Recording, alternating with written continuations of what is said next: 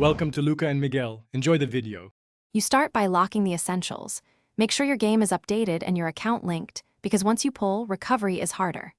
Gather at least 3,000 premium currency or save 30+ summons so you have statistical coverage.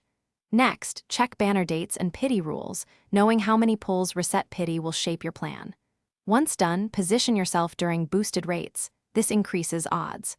Finally, clear cache and enable two-factor, so nothing interrupts the execution when you begin pulling.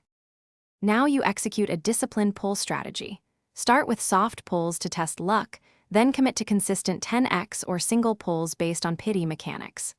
Focus on one featured banner when pity carries over, because concentrating increases your effective probability versus spreading thin. As you hit intermediate pity thresholds, pause and recalculate projected pulls needed. This prevents emotional overspend. Also, conserve a reserve for guaranteed or rerun banners. Make sure to track outcomes so you can iterate and stop at set safety limits. Complete the process by using any available guaranteed pulls to lock Broly, because guaranteed mechanics remove variance and save resources.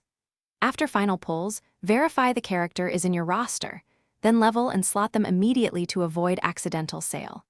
If you encounter server errors or missing rewards, capture screenshots, note timestamps, and contact support right away. Include transaction ID. If you miss Broly and exhaust resources, don't chase. Wait for reruns or pity carryovers. Thanks for watching and please subscribe. It's the best investment you'll ever make.